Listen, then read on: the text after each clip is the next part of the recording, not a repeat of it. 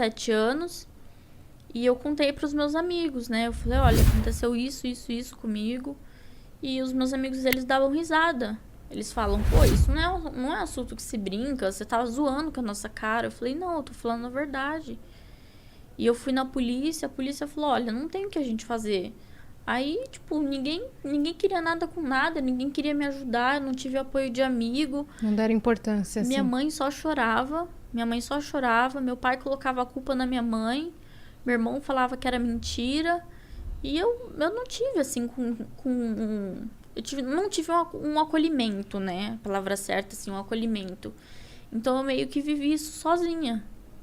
Então, foi muito difícil pra mim. Eu precisei amadurecer muito cedo e falar, não, eu vou passar por isso.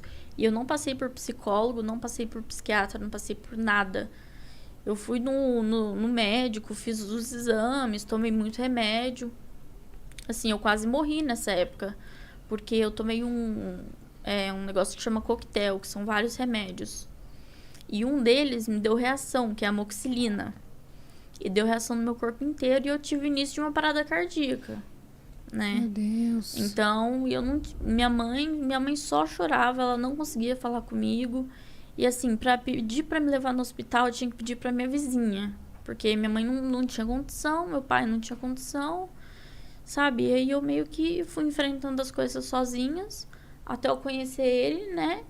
E a gente compartilhar dessas histórias junto, da gente se acolher, da gente se entender e saber lidar, sabe? Quando um tá com dor, quando o outro tá se sentindo mal, a gente sabe o que fazer, né? Porque a gente passou por isso junto. A nossa história bate muito uma com a outra, né? E Então, a dor que ele sente, você já conhece. sim, e a dor que eu sinto, ele conhece. Então meio que encaixa assim mesmo, sabe? E assim, quando eu escolhi gostar dele, eu falei assim, olha, eu vou ficar com você. Quando ele comprou o anel, a gente não namorou, a gente noivou. A gente pulou a parte do namoro. Entendi. Então, vocês se conheceram, decidiram que vocês iam começar a ficar e depois foi noivado, não Porque foi namoro. Foi uma coisa muito intensa, foi uma coisa muito forte que a gente sentiu um pelo outro. E ele foi e comprou aliança de noivado. E ele falou assim, você quer ser minha noiva? Eu falei, quero. Tipo, ali eu já escolhi a pessoa que eu queria casar, a pessoa que eu queria pro resto da minha vida. Né? Então, até hoje... A gente só não casou por causa da pandemia, né? Porque... Mas vai rolar. Só que... E aí eu acho que o começo também, esse começo que a gente decidiu ficar junto e enfrentar, assim, também foi uma coisa que muita gente hoje tem como algo leve, mas nunca foi nada leve, né? Porque o começo foi muito duro, assim, porque tudo que a gente postava junto, né? Tudo que a gente fazia, todos os lugares, cara, era, putz, nossa, bonita sua filha, nossa, bonita sua neta, e ela também. E aí eu falava assim, cara, as pessoas, elas não entendem que, às vezes, eu não consigo, por exemplo, eu demorei muito tempo da minha vida para entender que relacionamentos que eu tive no passado, eles tiveram problema porque a pessoa que tinha uma idade próxima a minha ou um pouco mais velha, me remetia a problemas que eu tive com a minha mãe. Então, às vezes eu estava me relacionando com alguém que tinha uma aparência ou tinha uma maturidade um pouco mais velha e, mano, aquilo me deixava mal, sabe? E aí, quando eu conheci a Leti e tal, não sei o que, eu falei assim, cara, eu posso ser e eu posso gostar de uma pessoa sem ter os traumas que eu tinha antes. Ela não te causava isso? Não me causava isso. E ela também tinha esse lance de, por exemplo, tudo que é muito adulto também remete ao pai dela. E eu sou uma pessoa que, apesar de eu ser velha, eu tenho a minha vida, ela é super jovem. Eu relaciono com jovens, eu tô todo dia com jovens, meus amigos são jovens. Você tem a aparência jovem? Então, é uma coisa que, tipo, eu olho e falo assim, mano, eu olho uma pessoa da minha idade e falo, mano, eu não sou igual a essa pessoa. Eu tenho uma outra, sabe? Eu tenho uma outra forma de levar a vida. Então, eu falava assim, mano, ninguém vê esse lado. Mas eu pensava quando eu falava assim, mas ninguém é obrigado a ver. A gente que vamos levando.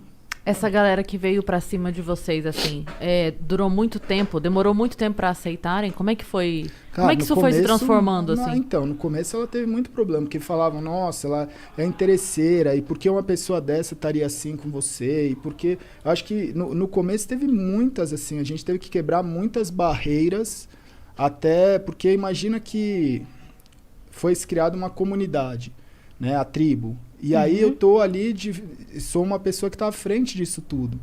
E aí eu deixei muito espaço das pessoas interferirem e falarem, querer achar o que seria bom ou não para mim, o que seria o modelo ideal ou não.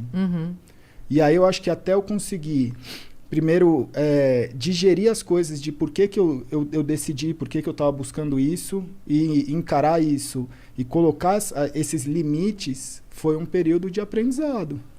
Porque não é fácil. O que o pessoal mais caía em cima era aquele negócio que eu falei pra vocês da BGS, do relacionamento.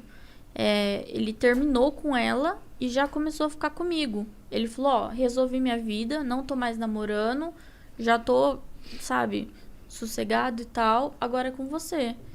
Então, todo mundo, eles, como que fala?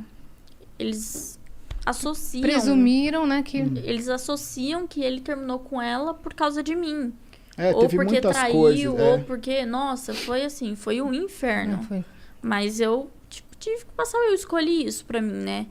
Tipo, teve ameaça de morte, teve... Pô, se eu te ver na rua, eu te pego.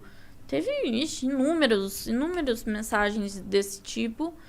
E eu mostrava pra ele, eu chorava. E ele tinha medo de eu fazer alguma coisa. Porque na época, eu sempre... tipo, pra mim, eu queria morrer. Eu queria me matar. E ele tinha medo disso acontecer. Porque o hate que caiu em cima de mim foi muito forte. Ela já estava vindo dessa história, né? De todas as coisas que aconteceram. Fragilidade emocional, psicológica, né? E aí quando chega uma bomba dessa, você não tá preparado. Você acha que o hate foi por conta disso, de ter havido um relacionamento antes? Ou foi, sei lá, era uma galera que de repente projetava alguma outra coisa, teve dificuldade de aceitar? Você acha que... Qual motivo você vê pra esse hate? Eu acho que as pessoas, elas, tipo assim, o público dele que não me aceitava. Então, porque porque é interesseira, porque é seu dinheiro, porque ela é muito bonita pra você e você não é bonito pra ela, sabe? Coisas do tipo. Então, assim, o pessoal, eles dão... Qualquer motivo era o mínimo. Já era motivo pra tomar hate. E eles não sabiam a história por trás, da conexão de vocês, Não, tudo conforme aconteceu.